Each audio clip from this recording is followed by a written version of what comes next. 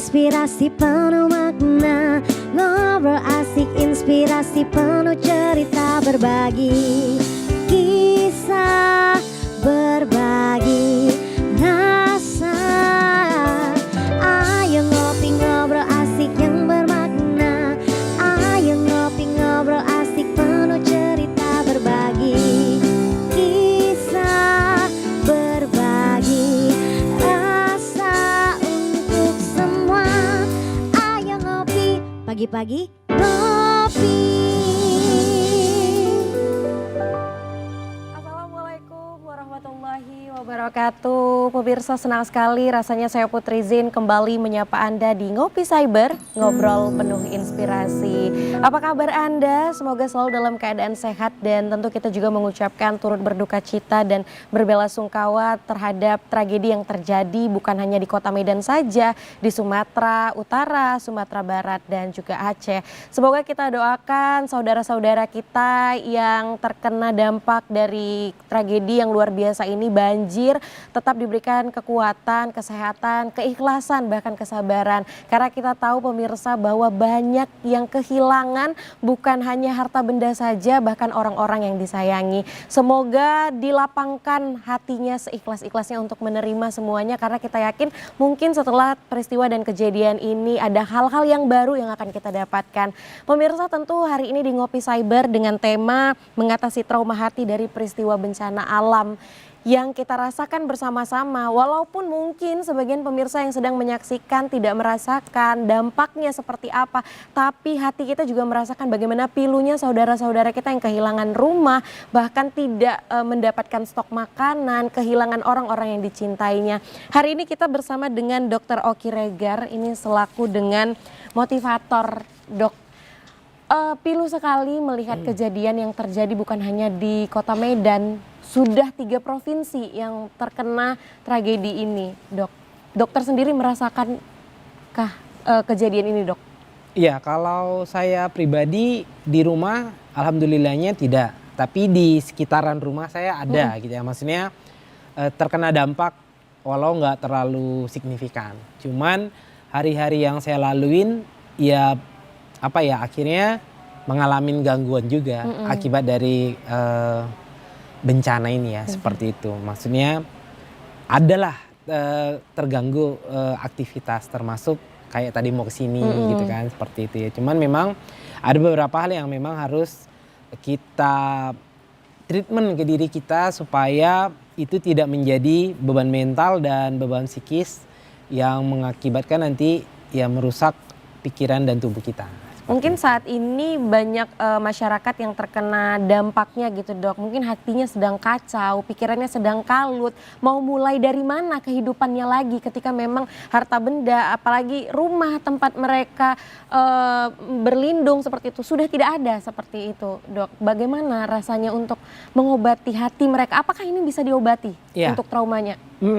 Yang pasti gini ya, Kak Putri ya, kita berarti bicara dulu trauma itu apa dan seperti apa pemulihannya, kan gitu ya. Nah, kalau saya secara pribadi ya, saya selalu mengatakan bahwasanya trauma ini kan bentuk dari alarm si otak amigdala mencatat sesuatu hal yang menyakitkan, lalu dia simpan di otak hipokampus. Nah, di sanalah nanti memori ini tersimpan rapi, kan gitu ya. Nah, ketika nanti ada sesuatu hal yang membuat dia teringat keadaan itu, maka dia bisa mengalami fase trigger namanya.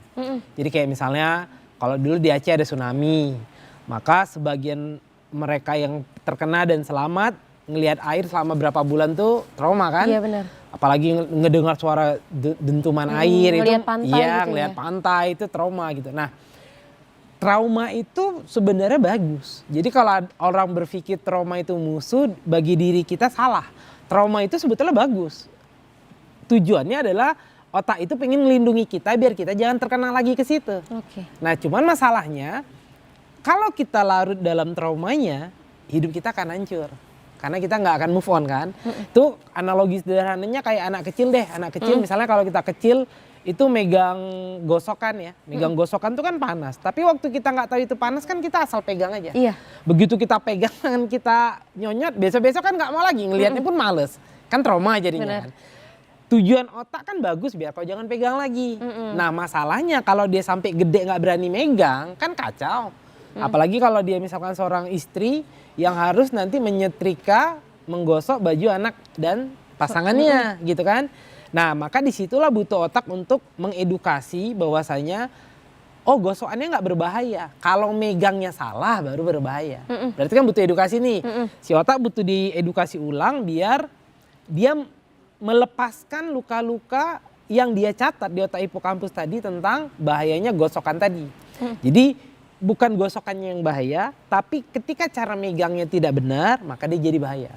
Maka akhirnya anak kecil tadi yang terpegang gosokan, karena diedukasi orang tuanya, kamu kalau mau megang ininya, jangan ininya. Ya kan, belum berani, besok gitu lagi, nggak apa-apa kalau mau pegang ini. Lama-lama dia nanti akan terbiasa. Itu dilatih ulang gitu. Nah jadi dengan pertanyaan apakah ini bisa dipulihkan? Banget, bisa banget. Cuman memang butuh waktu. Belum lagi nanti setiap orang tuh punya in memorial implicitnya yang berbeda-beda dengan manusia yang lain. Tapi trauma itu ada tingkatannya enggak? Ada, itu makanya tadi. Ada orang yang misalnya dia move on-nya bisa cepet. Ada yang lama. Itu nanti tergantung beban mental yang dia punya lagi di memori-memori yang lain. Jadi misalnya gini nih. Anak yang misalnya, gak usah anak, misalnya kita hari ini yang kehilangan rumah, saudara-saudara kita tuh. Kalau dia punya luka beban masa lalu yang juga gede, memorinya banyak, maka dia kan akan jadi meluap. Jadi kayak gelas ini udah penuh, diisi lagi air ya akhirnya pecah gitu ya. Nah ada pun orang-orang yang mungkin, ini hari ini dia kehilangan, tapi sebelumnya dia bahagia penuh gitu ya. Jadi tetap itu airnya terisi tapi nggak sampai tumpah. Jadi ini orang-orang yang lebih mudah untuk move on. Nah bisa juga di dalam air itu ada nilai spiritual. Jadi orang-orang yang dengan spiritualnya lebih tinggi dia bisa lebih cepat untuk move on. Yang kedua ada support system. Support system tuh misalkan dia kehilangan tapi sebenarnya dia ada aset dia lagi yang jadi support system dia nanti. Jadi artinya di situ dia teredukasi otaknya bahwasanya masih aman kok. Tapi bagi orang yang hopeless, masa kecilnya udahlah terluka, orang tuanya nggak ada, dan mungkin konflik rumah tangga tiba-tiba maksudnya hilang hartanya, itu akan lebih beban sama dia. Dan di situ yang mungkin move on-nya itu butuh bantuan profesional, butuh waktu untuk pulih seperti itu. Jadi memang ada tahapannya ya dok? Ada tahapannya, ada tingkatannya. Setiap orang tuh ya dengan memori implisitnya itu tadi, tapi secara keseluruhannya semuanya harusnya bisa dipulihkan, harusnya. Tapi sebenarnya apa sih dok yang harus kita lakukan mungkin ketika saudara atau keluarga kita terkena bencana gitu. Kan misalnya nih ada tetangga kita katakan terkena habis harta bendanya. Kita sebagai tetangganya yang tidak mungkin terdampak parah seperti yang dia rasakan, apa yang harus kita lakukan dok? Iya, yang pertama pasti mendoakan ya. Karena kalau kita menasihatin orang yang sedang terkena bencana itu malah kadang lebih melukai hatinya ya. Kan kalau kita bilang, kamu harus sabar. Iya karena kamu yang nggak kena kan gitu ya, seperti itu ya. Pasti kan kita bisa bicara enak karena kan bukan di kita bebannya. Nah yang pertama mendoakan, yang kedua mungkin jangan menasihatin tapi membantu mereka untuk recovery. Dengan cara apa? Mungkin kita punya konten-konten secara psikologi yang bisa ngebantu mereka, kasih ke mereka. Jadi kalau kita yang nasihatin itu kan kesannya jadi kayak apa ya, kita tuh lebih sabar dari dia padahal belum tentu ya. Iya benar-benar. Dia kan jadi nilainya kayak kau yang paling sabar aja gitu ya. Karena kamu nggak ngalamin ini kan. Nah mungkin kan banyak ya artikel-artikel sekarang di TikTok, di Instagram segala macam, di sosial media yang bisa kita bagi ke mereka trauma healing dan segala macam itu. Nah yang pastinya adalah memang ini nggak mudah, itu dulu. Yang pastinya harus kita pahami ini nggak mudah. Kehilangan itu adalah sesuatu hal yang gini. Tubuh kita itu memang dirancang untuk ego. Itu yang dirancang. Maka kita nggak siap kehilangan, kita tuh dirancang untuk nggak siap untuk terluka, itu yang dirancang seperti itu. Makanya kita butuh dimodif gitu. Jadi kayak handphone ya, kenapa ada handphone yang harga 20 juta, 30 juta, bahkan yang ada 2 juta, sama-sama bisa dipakai. Bedanya default system ya kan, default systemnya. Yang harga 25 juta mungkin dia punya fitur anti air gitu ya. Sementara yang 2 juta sama, bisa telepon, bisa WhatsApp, bisa segala macam. Cuma kalau kena air nih rusak. Nah, default itu yang kita butuhkan di tubuh dan pikiran kita. Tuhan udah nyiptakannya semuanya sama, standar. Cuma defaultnya kita yang cari. Berdasarkan apa? Ilmu. Itu defaultnya gitu ya, seperti itu. Jadi artinya kalau misalkan dengan default yang bagus, maka nanti akan semakin kuat, semakin kokoh, nggak lemah dia. Itu sih sebenarnya. Dan memang sudah dirancang seperti itu tubuh kita. Memang begitu. Memang dirancang dengan ego yang nggak mau kehilangan, Benar. nggak mau tersakitin, memang begitu. Memang kayak gitu lah, kayak manusia seperti Iya, itu. seperti Ya dok, itu. dikasih 1 minta 2 gitu Iya, ya dok. benar. Dan minta selanjutnya. Karena memang ada orang bilang kalau manusia ini nggak pernah puas ya Nggak dok. pernah puas, nggak ada cukupnya ya. Kalau dalam hadisnya Rasulullah itu kan sampai dibungkam tuh mulutnya, maksudnya sampai dikubur baru selesai. Tapi dok, apakah ada perbedaan ketika mungkin seseorang yang kita katakan fanatik nih terhadap agamanya gitu, agama apapun itu, dengan kita mungkin yang ya udah kalau sholat ya sholat, kalau enggak ya gitu, yang lebih dekat dengan Tuhannya seperti itu. Apakah ada perbedaan untuk mengatasi masalah hati ini? Ya, Dok. pasti itu udah pasti banget. Orang yang secara spiritualisnya itu bagus, dia pasti memandang positif semua kejadian. Artinya, ini contoh sederhana nih. Tadi kan saya waktu datang kemarin itu kan effortnya luar biasa sampai telat gitu ya. Nah, padahal saya kan udah tahu jalanan tuh memang lagi ada masalah. Saya udah tahu dari semalam kan. Saya ngantri BBM aja 2 jam gitu kan. Jadi artinya saya udah prediksi ini saya harus spare waktu. Karena kalau saya menggunakan waktu normal, saya pasti terlambat. Normalnya saya itu kemari sebetulnya 40 menit. Itu normal. Tapi karena saya tahu ada gejolak, ya kan, saya tambah spare 20 menit. Dan saya yang biasanya nggak full jalan tol, jadi full jalan tol biar 60 menit ini tercover. Nah, qadarullah yang saya tidak pernah nyangka, begitu masuk jalan tol ada jalan yang putus dan kita disuruh mutar semua kendaraan. Oke. Balik. Yang lucunya saya tuh harus balik ke tempat yang saya sudah melewati SPBU yang 30 menit saya macet di situ. Saya harus balik dan melewati macet itu lagi. Terulang lagi. Bener. Yang tanpa saya mau kan, Iya, itu bener. kan saya nggak mau gitu ya. Nah, pasti kecewa kan, pasti kayak yang udah di mobil tuh yang aduh ini gimana, kacau ini kan gitu ya. Tapi disitulah berperan spiritualis kita. Muncullah makna-makna default system yang sudah pernah kita pelajarin selama ini. Makanya setiap orang kan beda-beda memaknainya. Kayak saya memaknain gini, oh mungkin maunya Allah tuh kau memang harus mutar. Karena kalau kau paksakan, mungkin mobil muter terbalik. Mungkin ada sesuatu hal yang memburukkan orang lain, gitu ya. Mungkin kau kecelakaan, tapi kau sengaja dibuat begini. Pernah lihat nggak dulu, sampai sekarang sih banyak konten-konten yang dia digigit semut, abis itu dia marah-marah sama semutnya, abis itu dia pergi rupanya ada truk lewat gini. Atau ada orang yang kena air terus dia marah-marah, dia pergi rupanya ada yang jatuh dari atas. Itu kan cara Allah untuk nyelamatin orang. Cuman waktu kita dikasih semutnya kan kesel ya, kasih semut nih, dikasih airnya apa sih air ini gitu.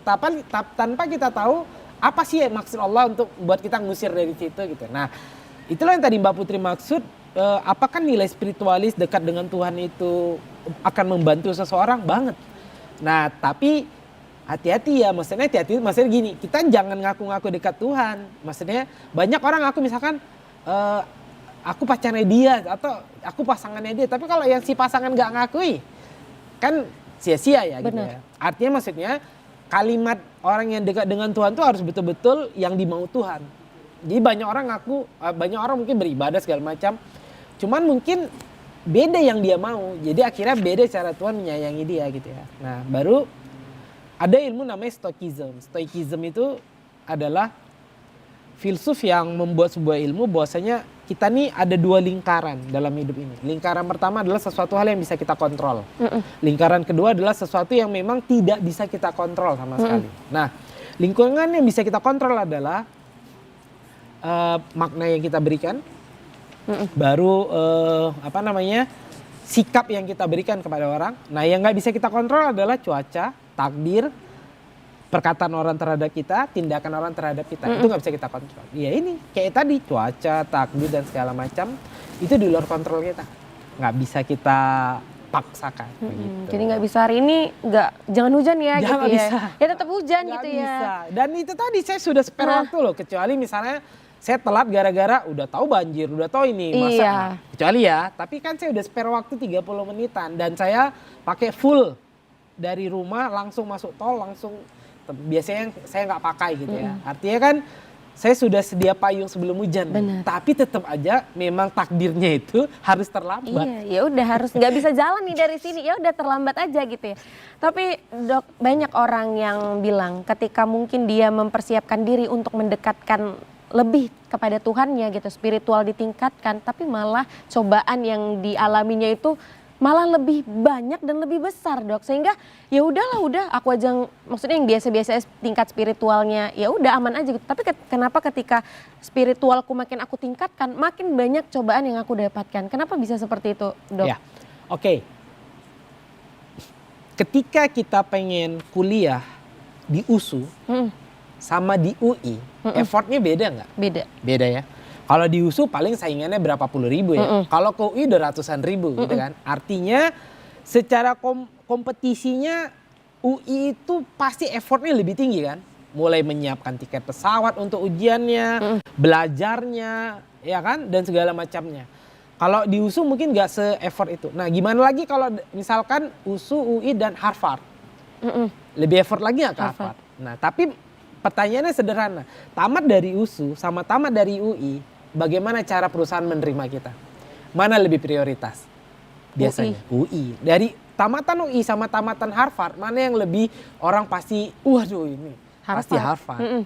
Tapi semakin tinggi tahapannya, semakin tinggi nggak effort kita? Semakin tinggi. Semakin tinggi, ya itu dia. Artinya kalau kamu meningkatkan spiritualitasmu, maka Tuhan akan menaikkan levelmu. Kalau kamu naik level, maka Tuhan harus nyiapin tangga-tangganya. Karena nggak bisa misalnya pengennya ini, terus harus loncat, nggak bisa, harus ada tangganya. Tangganya apa? Masalah-masalah yang harus kita selesaikan. Makanya Mbak Putri, ada dalam hidup ini namanya remedial. Remedial mirip kayak kita kuliah dulu, kalau kita misalkan nggak lulus di satu bidang, satu mata kuliah, maka kita harus ngulang kan. Misalnya nilai kita C, disuruh ulang, ya, atau D gitu ya, suruh ulang. Itu kan remedial. Sampai kita bisa, baru nilainya keluar kan. Dalam hidup juga sama. Jadi kalau ada takdir yang belum kita selesaikan, dia akan ngulang lagi. Dan itu yang banyak orang nggak ngerti. Misalnya gini, kamu dihadapin sama masalah pasanganmu. Tapi kamu kabur selalu dari masalah itu. Iya. Nanti gitu-gitu terus masalahnya. Enggak selesai-selesai. Misalnya pasangan selingkuh. Ya udah kalau karena nggak pernah diselesaikan, ya gitu-gitu terus. Jadi remedial dia. Jadi gimana caranya? Hadapin, selesaiin. Sampai ujiannya selesai. Begitu ujiannya selesai, masalahnya selesai. Enggak, masalah yang lain lagi. Ada jadi lagi yang baru. Hidup itu sebenarnya ya jalanin masalah. Hidup itu jalanin masalah. Nah, tinggal lagi adalah bagaimana default system kita tuh bisa up. Tiap ada masalah up gitu, seperti itu. Oke, jadi memang ketika kamu makin mendekatkan diri kepada Tuhan, makin banyak cobaan yang didapatkan. Karena levelnya mau naik. Iya, dikasih anak tangga ini kan masalah A. Ada. Udah selesai naik. Yang belum naik, ngulang lagi terus tuh Iya, sampai benar. bisa. Sampai akhirnya oh udah naik ke tangga B. Nah, jadi akhirnya antara Mbak Putri, saya dan kita semua yang nonton di sini adalah siapa yang lebih cepat menyiapkan default sistemnya sehingga cepat naik ke atas. Oke. Jadi semua akan naik pada waktunya, tapi mau lama atau mau cepat. Jadi kalau mau cepat, default sistemnya diperbaikin, ilmunya diperbanyak, ilmu agamanya, ilmu dunianya diperbanyak hingga akhirnya cepat naik anak tangga. Ya mirip kayak konsep sukses juga, pengen jadi pebisnis sukses, ya siap-siap gagal berkali-kali. Bangkrut dan lain sebagainya. Nah pemirsa, tentu kita masih banyak sekali segmen, kita masih juga banyak perbincangan bersama dengan Dr. Oki bagaimana ini mengatasi trauma hati dari peristiwa bencana alam. Jangan kemana-mana, kita saksikan penampilan spesial dari Follow Band.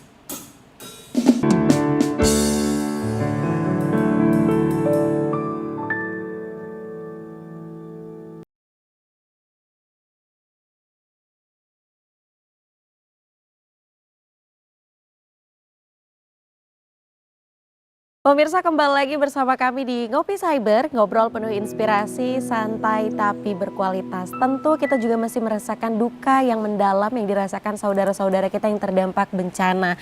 Dokter, memang benar yang dokter katakan bahwa tidak bisa memaksa seseorang untuk pulih dari keadaan. Karena balik-balik kayak dokter bilang, kita nggak ngerasain apa yang mereka rasakan gitu ya. Untuk pemulihannya sendiri dok, ini yang kita katakan seperti dokter sebagai kepala rumah tangga, dia punya tanggung jawab yang besar mungkin untuk pekerjaannya, istrinya, anak-anaknya, pendidikan anak seperti itu. Bagaimana dokter nih? Biasanya kan dok, laki-laki ini beda sama perempuan dok. Perempuan ini kalau nangis ya udah biasa kelar masalah. Nah laki-laki kan susah ya dok untuk memberitahu isi hatinya. Laki-laki tidak bercerita ya. Iya, tapi bertindak gitu ya. Iya. Nah, menurut dokter sendiri seperti apa sih dok? Iya, pasti ini berat ya. Yang seperti yang tadi kita bilang, kita mungkin bisa bicara karena mungkin kita belum mengalaminya, tapi ya tentu yang mengalami ya mau nggak mau harus sabar. Memang udah begitu kan takdirnya. Nah, gimana caranya? Nah ini mungkin kita akan ngebahas konsep stoikism tadi yang tadi saya bilang. Iya. Lingkaran pertama adalah hal yang bisa kita kontrol, lingkaran kedua adalah hal yang tidak bisa kita kontrol. Nah kehilangan itu adalah hal yang tidak bisa kita kontrol. Maka yang bisa kita kontrol adalah sikap kita atas kehilangan tadi. Kehilangannya nggak bisa karena dia di lingkaran kedua, karena itu punya Tuhan kan. Nah tapi kita dikasih Tuhan, kita dikasih sama Tuhan kebebasan 100% atas sikapnya. Itu dikasih. Jadi makanya ada takdir itu takdir yang kita dikasih sama Tuhan dikasih keleluasaan walaupun dibalik takdir Tuhan juga tapi ada keleluasaan kita. Misalkan kita mau milih berdosa atau tidak itu kita dikasih keleluasaan itu. Gitu. Nah, tapi misalkan kayak jodoh, harta itu memang udah Allah yang buat ya, Tuhan yang buat gitu. Nah, tapi untuk memilih itu kita dikasih 100%. Kekuatan untuk memilih atau enggak karena udah diedukasi luan di Al-Qur'an. Jadi sebelum kita dilahirkan kita kan udah dikasih informasi bahwa saya nanti lahir itu kita punya Tuhan gitu ya. Kan udah di ruh kita udah dikasih itu ya. Jadi udah ada perjanjian istilahnya gitu ya, antara kita gitu ya sama Tuhan. Nah, jadi begitu lahir harusnya kita nanti jadi masalahnya adalah di default sistemnya. Jadi kalau kita lihat kok ada orang yang tahan badai ya. Kita lihat misalnya teman kita kacau ya. Dia sanggup ya, maksudnya dia bisa ngelalui kayak gitu. Kalau aku belum tentu, kan sering kita gitu ya, seperti itu. Nah, mungkin kita sering juga bilang ke orang, misalkan, wah mungkin karena aku ya. Kalau bukan aku mungkin orang nggak sanggup gitu-gitu ya, seperti itu. Itu karena apa? Default sistem yang berbeda. Nah, default sistem tuh dari mana dapatnya? Lingkungan. Jadi kalau lingkungan orang yang terbiasa dengan orang-orang yang berilmu, maka dia akan dapat ilmu banyak. Tapi kalau dia lingkungannya pengeluh, ya dia bisanya cuma ngeluh. Jadi dia defaultnya tergantung dari lingkungan dia, ilmu itu tadi. Nah, stoikism tadi penting banget. Jadi gimana caranya setiap orang bisa namanya acceptance. Acceptance itu adalah menerima keadaan. Karena memaafkan dengan menerima beda. Beda. Iya, makanya kenapa banyak orang gagal di level memaafkan? Karena dia nggak bisa menerima. Kenapa dia nggak bisa menerima? Dia nganggap kalau aku maafkan dia, yang untung dia. Padahal sebenarnya yang untung dia. Kenapa?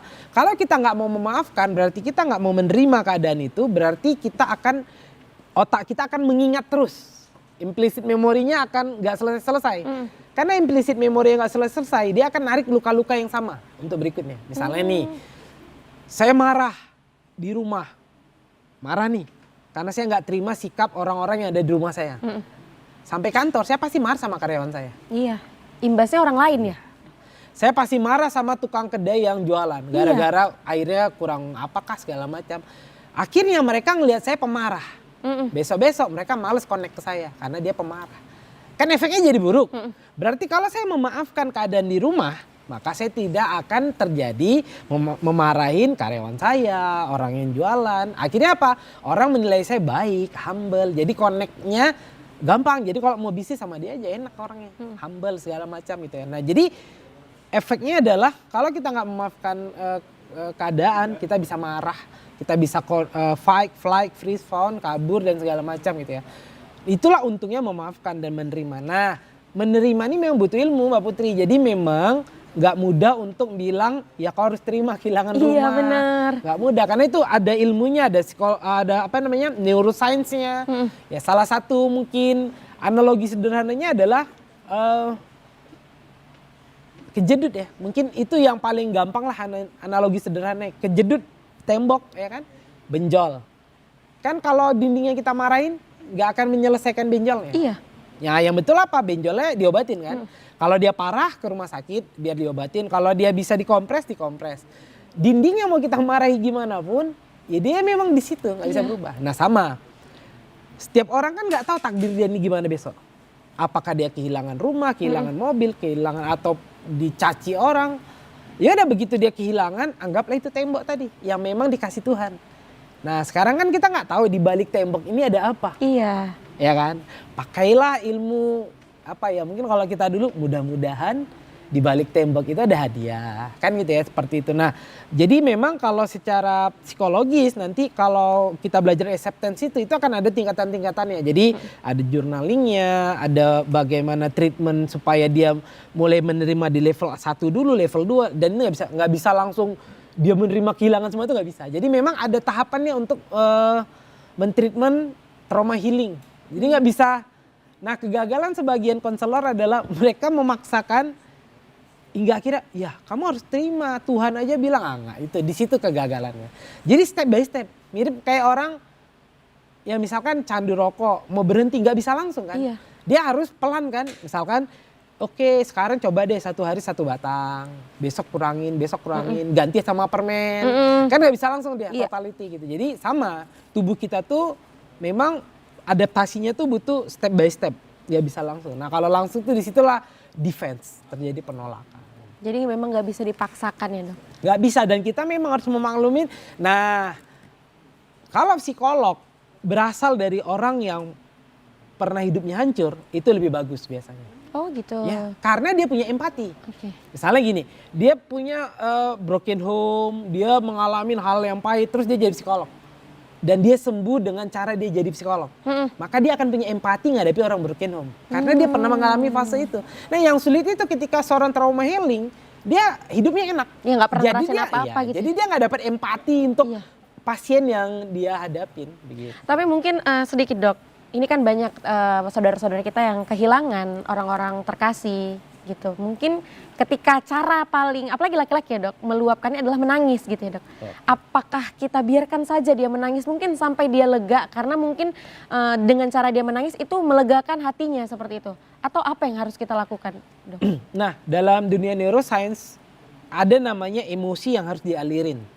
Nah menangis itu bentuk emosi positif yang dialirin. Jadi bukan, maksudnya menangis itu adalah mengalirin secara positif emosi kita, pengaliran yang positif. Kalau dia nggak nangis, dia bisa jatuh ke aliran yang negatif, sebaliknya self harm. Self harm itu menyakiti diri sendiri. Jadi ada orang yang misalkan depresi, itu saya punya beberapa pasien, kalau depresi dia harus melukai tangannya. Ketika dia ngeliat darahnya nyucur, pelan-pelan rasa dia lega. Ada ya dok? Banyak. Itu namanya self harm. Makanya kalau kita lihat ada tangan orang, ini biasa sih anak-anak ABG sih yang gitu-gitu. Oh, iya. Jadi mereka misalkan kesel sama pasangannya, dia self harm, menyakiti dirinya. Itu dari tingkat parah tuh yang dia nyobek-nyobek tangannya. Makanya nanti kita akan lihat ada tangan-tangan yang bekas-bekas luka. Itu self harm. Mereka menyakiti itu. Nah, dia psikologis dia, neuroscience dia, entah dari mana dia dapatnya, dia menganggap kalau darah itu dikeluarin, beban dia hilang. Sugestinya seperti itu. Nah, self harm paling rendah tuh buang barang, nyampain benda, misalnya handphonenya dibanting, itu self harm. Itu kan mengaliri emosi biar dia sedikit lega, tapi ini kan negatif. Iya. Dampaknya buruk ke dirinya atau ke orang lain, menyakiti dirinya atau orang lain. Menangis adalah bentuk pengaliran secara positif emosi manusia, maka itu bagus.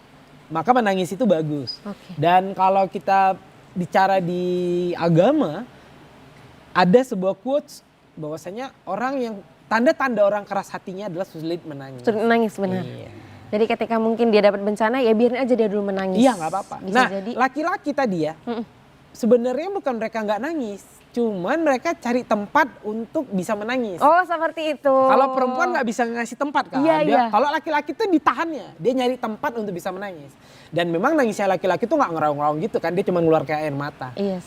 Nah, itu yang secara positif.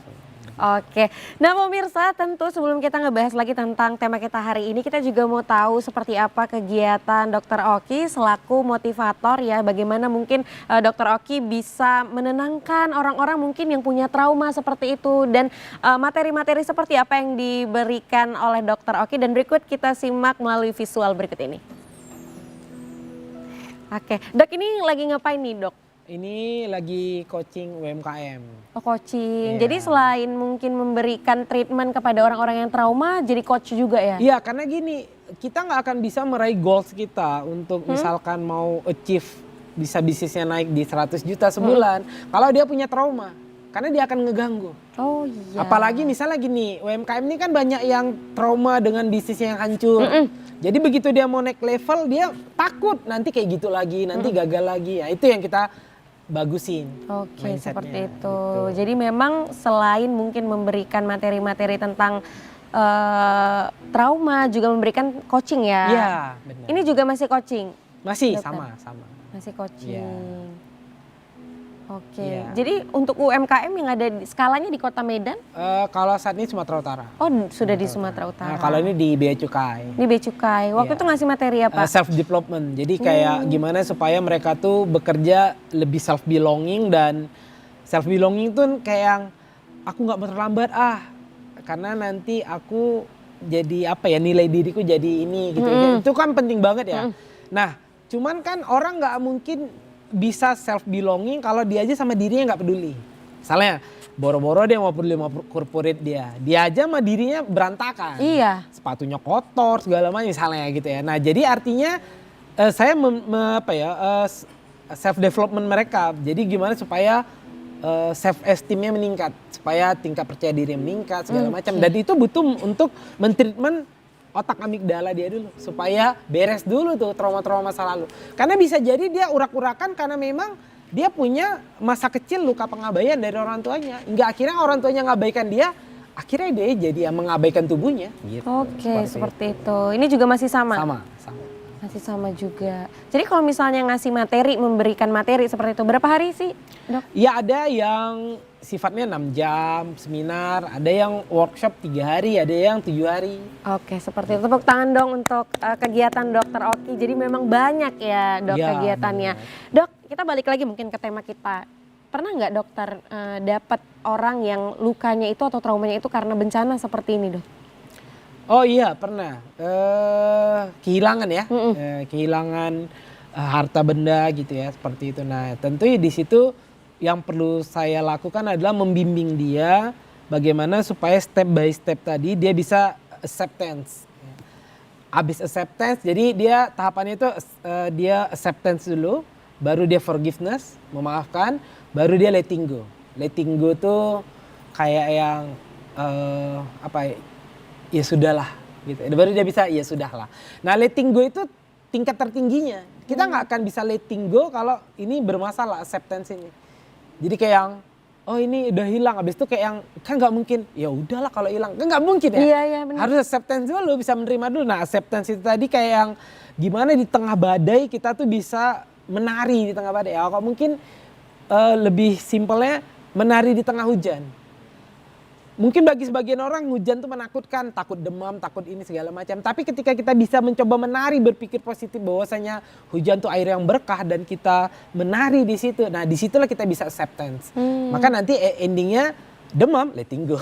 Ya udahlah ya gitu sudahlah, ya. kalaupun demam, yang penting happy dulu kan gitu kan, seperti itu. Nah, jadi tahapan letting go ini yang dibutuhkan, dan itu memang nggak bisa nggak bisa tanpa, maksudnya nggak bisa langsung yang dikasih dia, karena saya pernah mendapatkan pasien-pasien yang mereka cerita ketika mereka konseling, mereka dijustifikasi. Jadi kayak yang, iya banyak itu yang kayak gitu. Mereka dijustifikasi kayak yang kamu harus ya bisa terima, memang begini.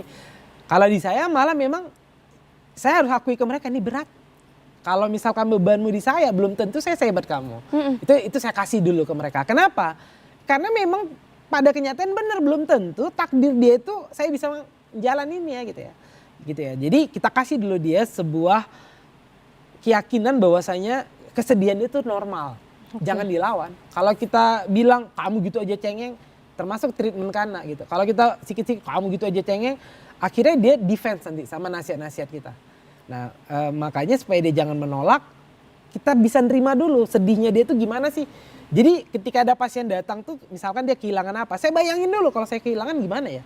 Empatinya muncul, baru keluar bijaksana kita untuk bisa membantu dia naik tahap demi tahap. Oke. Nah jadi untuk naik tahap demi tahap tuh saya akan ajak dia kayak ini di lantai 2 nanti kamu akan lihat awannya mungkin masih sedikit jauh tapi sudah nggak kayak di bawah. Jadi saya kasih tahu dia. Jadi nanti di konseling yang pertama kamu akan melihat ini, merasakan ini. Saya tanya dulu nanti misalkan minggu depan gimana, udah bisa ngeliat itu, udah bisa ngerasakan itu. Kalau dia bilang belum, lanjut lagi ya. Kamu rasakan lagi ilmunya, kamu belajar lagi, baca lagi itu yang saya kasih gitu ya. Sampai dia bilang dok saya udah bisa ngerasakan ini, udah bisa ngeliat ini, yuk kita naik ke lantai 2. Jadi pelan-pelan dia, seperti itu. Jadi mungkin melihat sedikit dok mungkin kondisi di media sosial walaupun kita tidak bisa merasakan langsung, saudara-saudara kita mungkin yang di Sibolga seperti itu Aceh dan Sumbar sangat-sangat mencekam saat ini situasi dok, apalagi terjadi penjarahan di mana-mana gitu ya. Mungkin apa yang ada di benak mereka dok ketika melakukan penjarahan dengan situasi yang mencekam, apakah memang ya kita katakan ya memang seperti itulah kondisinya mungkin ketika mereka tidak dapat bantuan, akses terputus dan lain sebagainya. Nah makanya penting banget ya default system tadi balik lagi ya. Kan gak semua orang jarah, yang jarah itu kan sebagian kan. Maksudnya gak semua orang ikut ngejarah, pasti ada yang tidak melakukan itu. Kenapa? Karena ada norma-norma yang menghalangi dia untuk melakukan itu. Walaupun dalam kondisi yang sama-sama kehilangan, sama-sama lapar, tapi ada yang menahan untuk tidak melakukan itu. Karena norma-norma yang terbentuk di dirinya. Nah maka balik lagi kita juga gak bisa menyalahkan mereka yang sudah kelaparan gitu ya, seperti itu. Nah cuman mungkin kita ngebahasnya kenapa ada yang bisa melakukan, kenapa ada yang tidak. Acceptance. Maka balik lagi, ketika mereka tidak bisa acceptance, dia nggak bisa letting go. Jadi mereka yang tidak melakukan penjarahan, mereka acceptance. Mereka percaya nggak mungkin Tuhan menyia-nyiakan dia. Nah, itulah tadi balik lagi kedekatan dia terhadap Tuhan itu akan menentukan, akan menentukan efek domino kan, jadi akan menentukan seperti apa dia nanti berbuat gitu ya. Jadi dia memilih kayak yang nggak mungkin aku mati kelaparan, nggak mungkin Tuhan ngasih aku takdir aku mati kelaparan, nggak mungkin. Tapi kalau dia tetap diam di rumah, mati juga kelaparan. Kan Tuhan nyuruh untuk cari. Ya mungkin dia cari dengan cara yang baik, mungkin dia cari pertolongan segala macam gitu ya. Walau memang akhirnya mungkin ya ada lagi mungkin bab-bab lain yang kayak oke, dalam kondisi seperti itu ya udahlah namanya dimaklumin lah kondisinya juga itu. Nah toh si yang punya toko akhirnya kita lihat kan sekarang dia perusahaan dia malah bagi-bagikan sembako ke tempat titik-titik. Artinya mungkin dia juga memaafkan keadaan di satu toko dia. Toh selama ini dia ngambil duit triliunan udah dari dia kan gitu. Jadi kayak yang ya sudah ini untuk kalian aja. Berapa sih mungkin gitu ya. Nah mungkin gitu. Nah cuman memang norma-norma tadi. Nah balik lagi kalau kita kalut maka kuncinya adalah sebenarnya kenapa ketenangan itu berhubungan dengan kedamaian. Kedamaian itu berhubungan dengan keheningan. Selalu begitu. Kalau kita mau bicara ketenangan harus ada yang namanya kedamaian. Kalau kita mau bicara kedamaian harus ada yang namanya keheningan. Itu kenapa yoga itu harus sendiri. Sampai saya kan belajar kemarin tentang yoga, meditasi segala macam. Sampai suara desibel, suara airnya itu ada penentuannya. Misalkan kamu mau ketenangan di level ini suara airnya begini, volumenya begini, bentuk suara airnya begini. Sampai segitunya diatur. Kenapa? Karena untuk supaya keheningan itu terjadi. Kalau keheningan terjadi maka tercipta ketenangan, tercipta kedamaian. Nah biasakanlah buat kita semua ya baik teman-teman yang nonton hari ini ketika ada masalah belajar untuk bisa hening dulu. Makanya bagus kalau ada masalah mungkin 5 menit 10 menit cari tempat tenang dulu. Jangan langsung dikasih tindakan gitu. Maka karena semua ucapan tindakan itu ketika kita lagi emosi pasti buruk dampaknya. Gitu. Jadi memang harus dihadapi dengan tenang dulu. Nah, ketenangan itu. Hening dulu. Nah, pemirsa kita masih punya satu segmen lagi ya, kita akan melihat dan juga mendengarkan bagaimana tips and trik nih untuk kalian semuanya ketika ada trauma, apalagi dengan peristiwa bencana alam ini. Jangan kemana-mana, kita saksikan penampilan spesial dari Follow Band.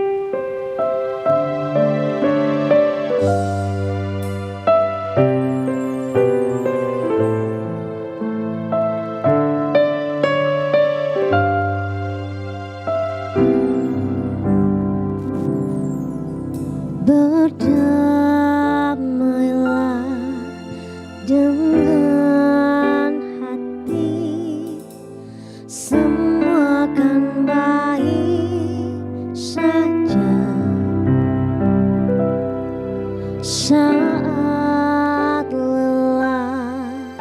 bersandarlah, dengar suara hati. Jalan ini masih panjang, bersabarlah sebentar. Hari esok kan menjelang, semoga akan lebih indah.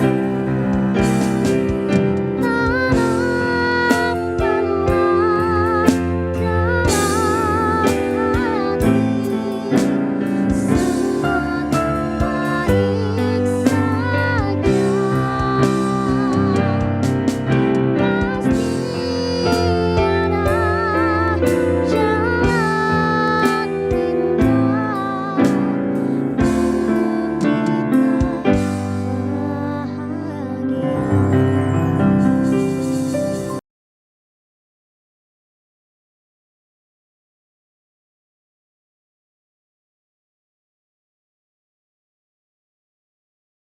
Kita hari ini mengatasi trauma hati dari peristiwa bencana alam. Semoga tayangan ini dapat bermanfaat untuk Anda yang menyaksikan bagaimana menghilangkan trauma dari peristiwa-peristiwa yang pernah Anda alami.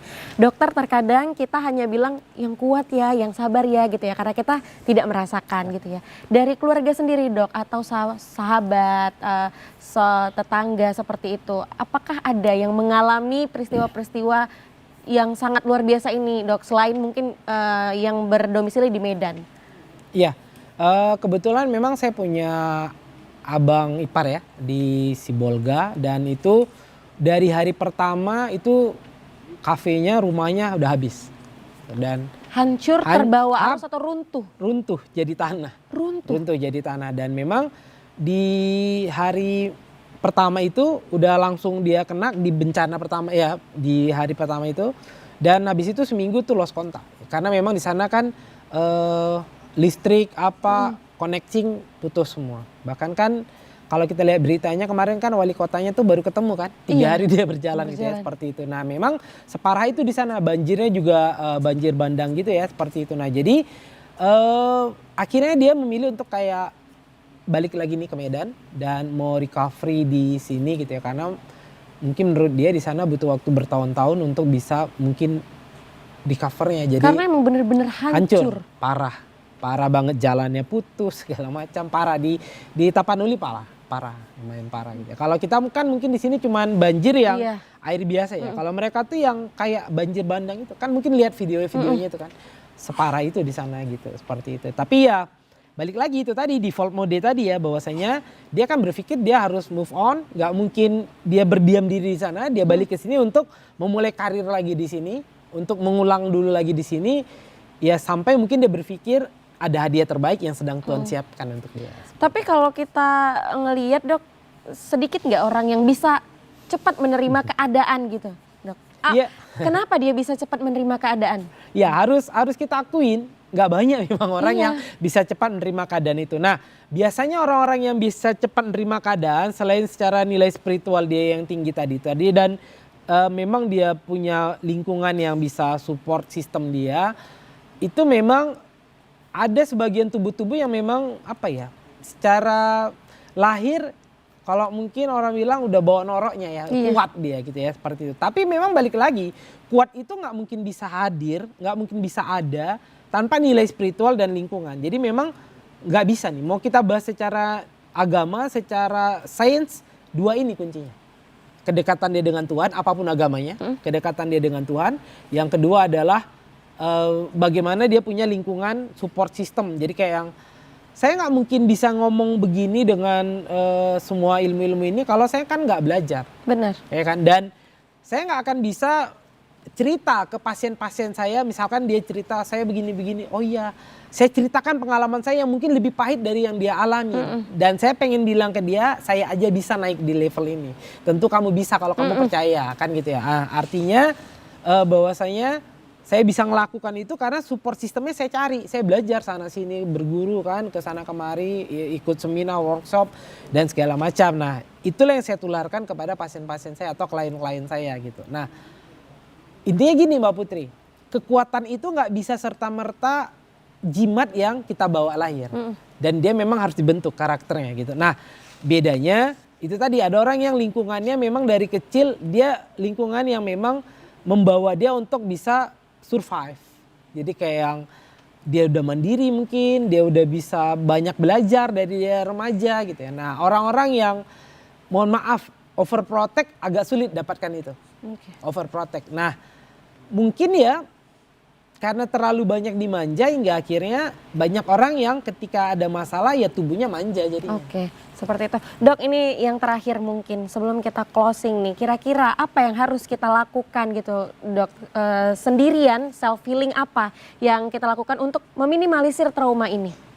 Oke, mungkin teman-teman yang sekarang sedang terkena bencana ya, mungkin untuk bantuan profesional ya terkendala ya. Iya. Nah, saya mungkin bagikan sedikit tips yang mungkin bisa dipakai sekedar melegakan mungkin di saat Anda butuh gitu ya. Tentu nanti setelah selesai ini Anda harus cari profesional juga gitu ya. Tapi untuk sementara Anda bisa lakukan namanya self breathing. Jadi self breathing itu adalah gini, yang ngebuat kita panik itu adalah otak amigdala. Nah, kalau otak amigdalanya itu dia panik, maka seluruh tubuh ini dibuat dia panik. Karena dia akan ngasih alarm-alarm ke jantung, maka jantung deg-degan, ke darah ngalir kencang. Nah, tugas kita adalah bagaimana merubah survival mode dari otak amigdala ke rest and digest. Nah, rest and digest ini adalah peranan dari nerve vagus. Nah, nerve vagus cara untuk ngebuat biar rest and digest tubuh kita, biar dia beristirahat dan tenang itu dengan cara pernafasan, bisa menggunakan yang pernafasan ada 668 gitu ya. Intinya tarik nafas 6 detik, tahan 6 detik, dibuang 8 detik. Nah, 668 itu untuk formula yang paling cepat untuk merilekskan semua jantung dan segala macam gitu. Nah, itu makanya kenapa di yoga, meditasi kita lihat teman-teman tuh mereka kan fokus olah nafas. Dan pernah belajar nafas nggak? Pernah dok, kalau ngomong sih dok. Karena public speaking iya, kan? bener. Kan gitu ya. Kalau orang awam pernah belajar nafas nggak? Enggak, Mas. Enggak kan. Mereka kan tanya nafas itu kayak cuman yang ya udah kayak bernafas Iya. biasa kan. Sebenarnya nafas itu kan penyanyi menggunakan, public speaking gunakan gitu ya. Kayak saya trainer misalkan 3 hari dari jam 8 pagi sampai jam 8 malam di hotel 3 hari berturut-turut. Kalau olah nafasnya nggak bagus, suara kita hilang, pita suara rusak. Itu kan ada tekniknya semuanya.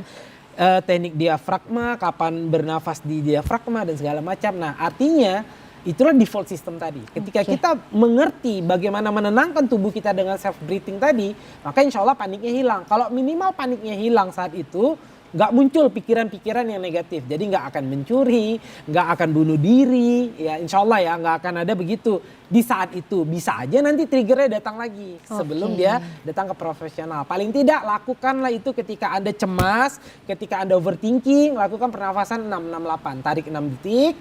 Tahan 6 detik, buang 8 detik. Oke, seperti itu. Dokter Oki, terima kasih sudah hadir, sudah memberikan apa yang harus dilakukan nih untuk saudara-saudara kita yang terkena peristiwa bencana alam. Sekali lagi semoga kita doakan bencana ini segera pulih ya, dan masyarakat dan seluruh saudara-saudara kita bisa kembali beraktivitas.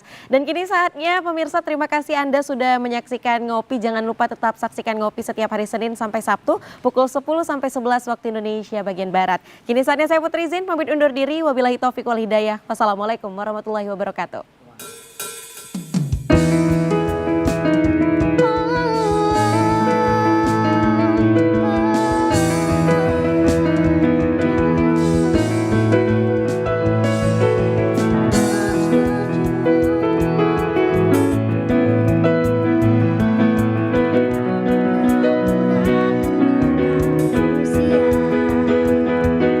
Selalu menyapa pemirsa lewat layar kaca. Yang pertama hadir